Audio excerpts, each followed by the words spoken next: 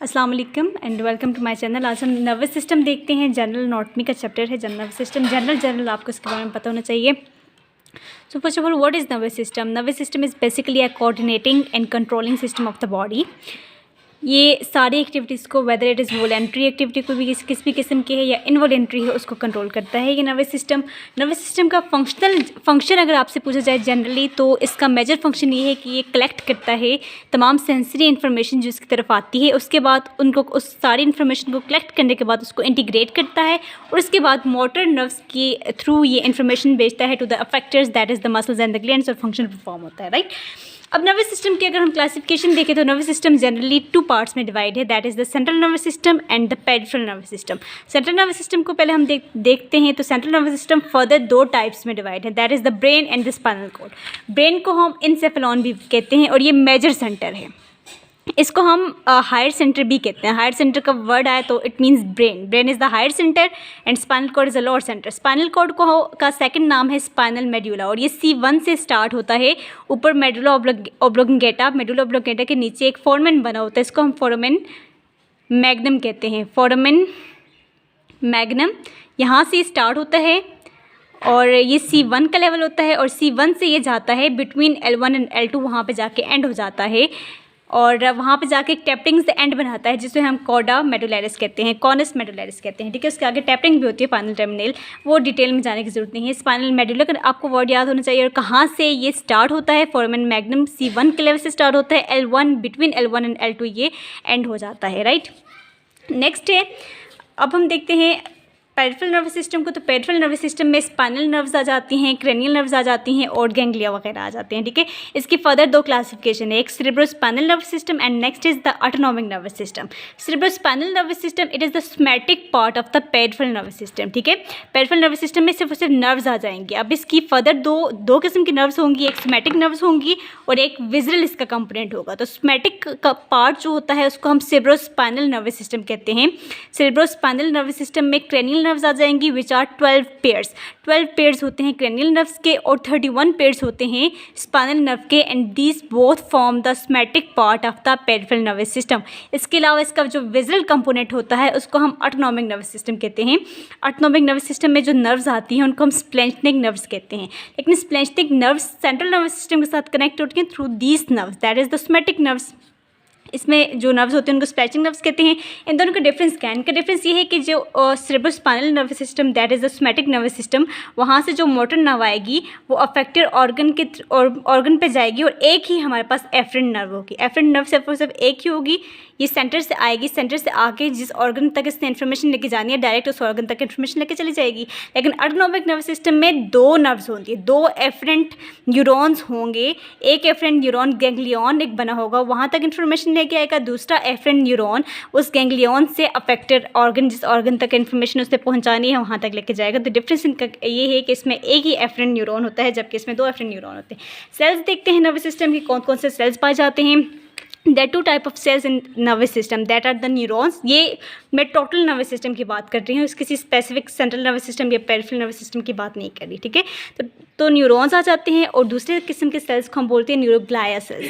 Neurons जो होते हैं वो एक्साइटेबल सेल्स होते हैं। एक्साइटेबल सेल्स का ये मतलब है कि वहाँ से इम्पल्स पास करती हैं, मैसेज कन्वे करने में ये हेल्प करते हैं, जबकि न्यूरोग्लाया सेल्स होते हैं ये स्पॉटिंग सेल्स होते हैं।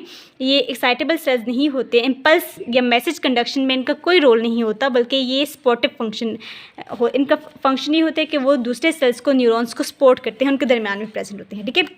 न्यूरॉन्स को पहले देख लेते हैं। न्यूरॉन्स का ये जनरल स्ट्रक्चर है। न्यूरॉन्स में हमारे पास आ जाता है सेल बॉडी, जिसको हम ये सोमैटा बी कहते हैं, और ये हमारे पास जो है दिस इज़ द एक्सॉन, ये एक्सॉन है और जहाँ से सेल बॉडी इस एक्सॉन के साथ कनेक्ट होता है इस जगह को हम बोलते हैं एक्सॉन हिलक, ठीक है।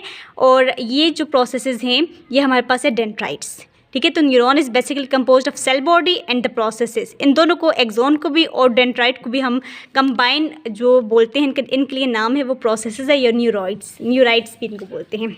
डेंड्राइट को देखते हैं तो dendrite are the afferent processes. Afferent processes means कि जो इन्फॉर्मेशन आएगी वो डेंड्राइट्स के थ्रू आएगी, न्यूरॉन की तरफ जो इन्फॉर्मेशन लेके आते हैं वो डेंड्राइट्स होते हैं। और इससे अवे लाइक सेल बॉडी, अब इसके बाद सेल बॉडी में इन्फॉर्मेशन आएगी, सेल बॉडी से इन्फॉर्मेशन कहाँ पे जाएगी, एक्सॉन। तो एक्सॉन हमारे पास जो है these are the efferent processes, ये इफरेंट हैं और ये हमारे पास एफरेंट प्रोसेस। एफरेंट जो सेल बॉडी की तरफ इन्फॉर्मेशन लेके जाएंगे और जो सेल बॉडी से दूर लेके जाएंगे वो इफरेंट प्रोसेस है, ठीक है। And these are the freely branching. Dendrites में बहुत सारी ब्रांचेस होती हैं, जबकि एक्सॉन में भी ब्रांचेस होती हैं लेकिन कम ब्रांचेस होती हैं, राइट। और दीज आर मल्टीपल ब्रांचिंग, ठीक है। अब एक्सॉन्स के आगे हमारे पास ये टर्मिनल्स बने हुए होते हैं, इनको हम एक्सॉन टर्मिनल्स कहते हैं, या इसको हम टीलोडेंड्रिया बी कहते हैं, ठीक है। टीलोडेंड्रिया। अच्छा, ये हमारे पास है, इसको हम बोलते हैं एक्सॉन सिलेंडर, या इसको हम एक्सिस सिलेंडर बोलते हैं, जो दरमियान में आपको रेड कलर का नज़र आ रहा है। और इसके ऊपर जो ब्लू कलर के सेल्स हैं इनको हम श्वान सेल्स बोलते हैं, या अगर ये सेंट्रल नर्वस सिस्टम का पार्ट है तो इसको हम ओलिगोडेंड्रोसाइट्स बोलेंगे। और इसके दरमियान जहाँ पे ये जो एरिया है दिस इज़ द इंटरनोड, और इसके दरमियान की जो एरिया है दिस आर द नोड। और यहाँ नोड पे कोई भी आपको ये माइलिन शीट वगैरह नज़र नहीं आ रही तो इसको हम बोलेंगे nodes of Ranvier, nodes of Ranvier. Between Schwann cells the area is known as the nodes of Ranvier, ठीक है। और यहाँ पे माइलिनेटेड शीट नहीं होती। वैसे ये जो मैंने न्यूरॉन बनाया है ये माइलिनेटेड न्यूरॉन है, और यहाँ पे जो कंडक्शन होगी वो सिर्फ और सिर्फ नोड्स पे होगी, जंपिंग मैनर में सिर्फ और सिर्फ नोड पे होगी, क्योंकि जो माइलिन शीट प्रेजेंट होती है यहाँ से इम्पल्स पास नहीं हो सकती, ठीक है। So this is all about neuron. अच्छा, न्यूरॉन के बारे में जो सबसे इंपॉर्टेंट चीज़ है जो आपको याद ही करनी है, सेकेंड ईयर में भी आपको आगे काम आएगी, कि सेल बॉडीज और प्रोसेसेस क्या क्या बनाते हैं, इनके डिफरेंट रोल होते हैं। सेंट्रल नर्वस सिस्टम और पेरिफेरल नर्वस सिस्टम में डिफरेंट ये स्ट्रक्चर्स बना रहे होते हैं, सेंट्रल नर्वस सिस्टम और पेरिफेरल नर्वस सिस्टम में। सेंट्रल नर्वस सिस्टम का नाम मैं लूँ तो आपको ब्रेन और स्पाइनल कॉर्ड का आपने इमेजिनेशन कर लेना है, और पेरिफेरल नर्वस सिस्टम में नर्व्स आ जाते हैं, राइट। सेल बॉडी जो है ये सेंट्रल नर्वस सिस्टम में ग्रे मैटर बनाता है, ये मोस्ट इंपॉर्टेंट पॉइंट है कि cell body central nervous system में ग्रे मैटर बनाता है और न्यूक्लियाई बनाता है, जबकि ये पेरिफेरल नर्वस सिस्टम में उन्हीं सेल बॉडीज़ को हम गैंग्लिया कहते हैं, गैंग्लियन वो बनाते हैं, ठीक है। और प्रोसेसेस जो हैं वो सेंट्रल नर्वस सिस्टम में ट्रैक्स बनाती हैं, और ट्रैक्स हमारे पास वाइट मैटर में पाए जाते हैं तो वाइट मैटर बनाती हैं और ट्रैक्स बनाती हैं, जबकि पेरिफेरल नर्वस सिस्टम में जो प्रोसेसेस हैं, प्रोसेसेस मीन्स के एक्सॉन्स डेंड्राइट्स प्रोसेसेस में आ जाते हैं, मेनली एक्सॉन्स आ जाते हैं। पेरिफेरल नर्वस सिस्टम में यही प्रोसेसेस नर्व्स बनाती हैं, ठीक है। अब ये नर्व्स हमारे पास, ये नर्व है मैंने एक बनाई हुई, ये नर्व हमारे पास जब ये सेंट्रल नर्वस सिस्टम में यही नर्व होगी तो इसको सेंट्रल नर्वस सिस्टम में हम नर्व नहीं कहेंगे, बल्कि सेंट्रल नर्वस सिस्टम में इसको हम ट्रैक्ट कहेंगे। ये बेसिकली वही चीज़ होती है लेकिन उनके नाम चेंज हो जाते हैं। सेंट्रल नर्वस सिस्टम में उनके नाम्स डिफरेंट होते हैं, जैसे हम नर्व्स को ट्रैक्स कहते हैं सेंट्रल नर्वस सिस्टम में, ascending tracks, descending tracks, intersegmental tracks आपको आगे मिलेंगे। और प्रोसेसेस, वही प्रोसेसेस हमारे पास जब पेरिफेरल नर्वस सिस्टम में होती है तो उनको हम नर्व्स कहते हैं, ठीक है। इंपॉर्टेंट पॉइंट है। और यही सेल बॉडीज़ गैंग्लियन बनाते हैं पेरिफेरल नर्वस सिस्टम में, वही सेल बॉडीज़ ग्रे मैटर बनाते हैं और साथ में न्यूक्लियाई बनाते हैं in the central nervous system. अब हम टाइप्स देखते हैं न्यूरॉन्स के। तो बेसिकल न्यूरॉन्स की डिफरेंट टाइप्स है, डिफरेंट बेसिस पे। सबसे पहले प्रोसेसेस की बेस पे ये न्यूरॉन्स की हमारे पास 4 टाइप्स हैं। यूनिपोलर न्यूरॉन वो होता है कि जिसका सिर्फ एक ही प्रोसेस होता है। ये सेल बॉडी है, सेल बॉडी से सिर्फ और सिर्फ एक ही प्रोसेस निकलेगा। इनकी एग्जांपल्स इंपॉर्टेंट है, ठीक है। ये आपको सारा आता होगा लेकिन इनकी एग्जांपल्स आपने देख के जानी है, एमसीक्यू के एतबार से बहुत इंपॉर्टेंट है। यूनिपोलर न्यूरॉन्स में कि एग्जाम्पल में आ जाता है मेसेंसेफेलिक न्यूक्लियस, ठीक है। सीरो यूनिपोलर उसको बोलते हैं कि ये यूनिपोलर ही होता है, एक ही प्रोसेस सेल बॉडी से निकलती है लेकिन वो फ़ौरन से 2 प्रोसेस में डिवाइड हो जाती है। तो ये प्योर यूनिपोलर ना हुआ, ये सीरो यूनिपोलर हो। और ये इस किस्म के न्यूरॉन्स आपको मिलेंगे ट्रैक्स में, ठीक है। सेंसिटिव गैंग्लिया इसके एग्जांपल में आ जाता है और स्पाइनल गैंग्लिया आ जाता है। नेक्स्ट है बाइपोलर न्यूरॉन जो सेल बॉडी से हमारे पास 2 प्रोसेस देखने के उसको हम बाइपोलर न्यूरॉन्स बोलेंगे। बाइपोलर न्यूरॉन्स पे हमारे पास स्पाइरल गैंग्लिया आ जाता है, वेस्टिबुलर गैंग्लिया और रॉड्स एंड कॉन सेल्स जो कि रेटिना में पाए जाते हैं, वो एग्जांपल्स है of the bipolar neurons. Next neuron की टाइप है मल्टीपोलर न्यूरॉन नाम से सारे, it consist of many processes. और इस किस्म के न्यूरॉन्स पाए जाते हैं सेरिब्रम और सेरिबेलम में, ठीक है। इसके अलावा एक्सॉन की लेंथ के हिसाब से एक और क्लासिफिकेशन की गई है न्यूरॉन्स के। गोल्जी टाइप 1 न्यूरॉन्स होते हैं और गोल्जी टाइप 2 न्यूरॉन्स।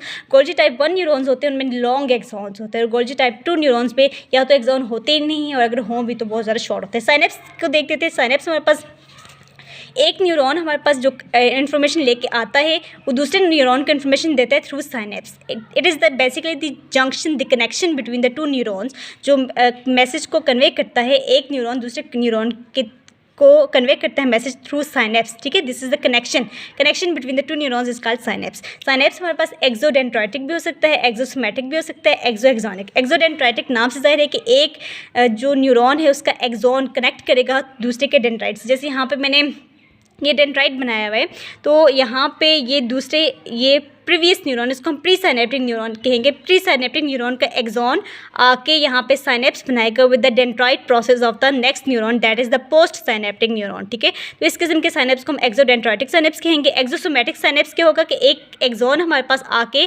कनेक्ट हो रहा है with the cell body of the next neuron. ये नेक्स्ट न्यूरॉन है, इसका सेल बॉडी के साथ एक्सॉन आके कनेक्ट हो रहा है, तो उसको हम एक्सोसोमैटिक कहेंगे। और अगर एक्सॉन हमारे पास दूसरे एक्सॉन के साथ ही आके साइनेप्स बना रहा है तो उसको हम एक्सोएक्सोनिक कहेंगे। इसके अलावा जब ये एक्सॉन एक न्यूरॉन दूसरे न्यूरॉन के साथ आके साइनेप्स बनाते हैं तो यहाँ पे कुछ केमिकल्स रिलीज होते हैं। इन केमिकल्स को हम न्यूरोट्रांसमीटर कहते हैं, ठीक है। न्यूरोट्रांसमीटर के मुख्तलिफ आपको टाइप्स मिलेगी, कैटेकोलामाइन्स, गेबा, एसिटाइलकोलिन। कुछ न्यूरोट्रांसमीटर्स एक्साइटेटरी होते हैं। एक्साइटेटरी मीन्स कि वो इन्फॉर्मेशन कन्वे करते हैं दूसरे एक्सॉन तक और उसको हेल्प करते हैं आगे कन्वे करने में, जबकि इनहिबिटरी न्यूरोट्रांसमीटर्स वो होते हैं जो कि उसकी एक्साइटेशन नहीं करवाते, अगले एक्सॉन की पोस्ट साइनेप्टिक एक्सॉन की एक्साइटेशन को रोकते हैं, उनको हम इनहिबिटरी न्यूरोट्रांसमीटर्स कहते हैं। और इसके एग्जाम्पल में आ जाता है गेबा। गेबा इज़ अ इनहिबिटरी न्यूरोट्रांसमीटर। अब हम नेक्स्ट किस्म के सेल्स को देखते हैं। न्यूरोग्लाइल सेल्स इनको बोलते हैं। This are the non excitable cells जिनका फंक्शन है सपोर्ट प्रोवाइड करना। Neuroglial cells central nervous system में कौन कौन से हैं और पेरिफेरल नर्वस सिस्टम में कौन कौन से, ये देखते हैं। सेंट्रल नर्वस सिस्टम में जो न्यूरोग्लाइल सेल्स है एस्ट्रोसाइट्स, ये स्टार शेप्ड होते हैं और स्पॉट इनका फंक्शन है। और इनके मुकाबले में जो पेरिफेरल नर्वस सिस्टम में हमारे पास एक न्यूरोग्लाइल सेल्स होते हैं सैटेलाइट सेल्स और एस्ट्रोसाइट सेल्स, इन दोनों का सेम फंक्शन है, सिर्फ इनकी लोकेशन डिफरेंट है कि ये एस्ट्रोसाइट्स सिर्फ और सिर्फ सेंट्रल नर्वस सिस्टम में पाए जाते हैं और satellite cells peripheral nervous system में पाए जाते हैं। इसके अलावा इनका फंक्शन दोनों का सेम है। और एस्ट्रोसाइट्स हमारे पास इन फर्दर आगे से दो क्लासिफिकेशन की गई हैं। एक हमारे पास प्रोटोप्लाज्मिक एस्ट्रोसाइट्स और नेक्स्ट हमारे पास फिब्रिस एस्ट्रोसाइट्स है।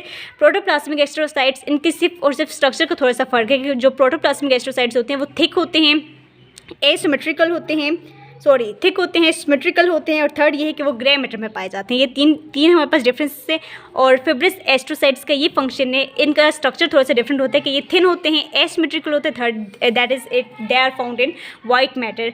तो एस्ट्रोसाइट्स और सैटेलाइट सेल्स दोनों सपोर्टिंग सेल्स होते हैं। एस्ट्रोसाइट्स हमारे पास ब्लड वेजल्स एपेंडाइमा सेल्स के इर्द गिर्द हमारे पास एक शीट बना देते हैं, एक एक्सपेंशन बना देते हैं। सैटेलाइट सेल्स भी पेरिफेरल नर्वस सिस्टम में फंक्शन नहीं करते हैं, साइट्स इनकी डिफरेंट है। नेक्स्ट है ओलिगोडेंड्रोसाइट्स सेंट्रल नर्वस सिस्टम में और श्वान सेल्स हमारे पास होते हैं पेरिफेरल नर्वस सिस्टम में। दोनों किस्म के सेल्स का फंक्शन सेम है कि ये माइलिन शीट प्रोड्यूस करते हैं, ठीक है। ओलिगोडेंड्रोसाइट्स ट्रैक्ट्स की माइलिन शीट प्रोड्यूस करते हैं और श्वान सेल्स नर्व्स की माइलिन शीट प्रोड्यूस करते हैं। इसके अलावा सेंट्रल नर्वस सिस्टम में थर्ड किस्म के हमारे पास जो न्यूरोग्लाइल सेल्स हैं वो एपेंडाइमल सेल्स है। एपेंडाइमल सेल्स हमारे पास जो ब्रेन में कुछ वेंट्रिकल्स पाए जाते हैं, दो लैटरल वेंट्रिकल्स होते हैं, एक थर्ड वेंट्रिकल होता है, एक फोर्थ वेंट्रिकल। उनकी इंटरनल लाइनिंग जो सेल्स बनाते हैं वो एपेंडाइमल सेल्स होते हैं और सेंट्रल नर्वस सिस्टम में सिर्फ पाए जाते हैं। इसके अलावा सेंट्रल नर्वस सिस्टम में लास्ट किस्म के जो सेल्स है वो माइक्रोग्लाइल सेल्स है। माइक्रोग्लाइल सेल्स हमारे पास ये मेसोडर्मल इन ऑरिजिन है। पहली बात आपने ये याद रखते नहीं है, जो तीन सेल्स हैं तीनों की तीनों हमारे पास एक्टोडर्मल इन ऑरिजिन है, जबकि माइक्रोग्लाइल सेल्स हमारे पास ये मेसोडर्मल इन ऑरिजिन है।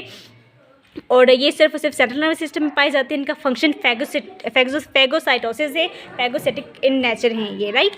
इसके बाद नेक्स्ट चीज़ दी हुई है blood brain barrier. Blood brain barrier ये होता है कि जो ब्लड में जो कैपिलरीज वेजल्स वगैरह होती हैं वो अब किसी भी चीज़ के पैसेज को रोकती है, किसी भी चीज़ को ब्रेन में पास नहीं होने देती। कैसे नहीं होने देती कि कैपिलरी में आपको पता है एंडोथेलियल सेल्स पाए जाते हैं, एंडोथेलियल सेल्स के बाद बेसमेंट मेम्ब्रेन पाई जाती है, बेसमेंट मेम्ब्रेन के बाद हमारे पास ये एस्ट्रोसाइट्स हैं। तो ये एक किस्म का ये बैरियर बना देती हैं। ये तीनों चीज़ें मिल के, फॉर एग्जाम्पल यहाँ पे ब्रेन है, ब्रेन का कोई रीजन पड़ा हुआ है और यहाँ पे ये ब्लड पास कर रहा है।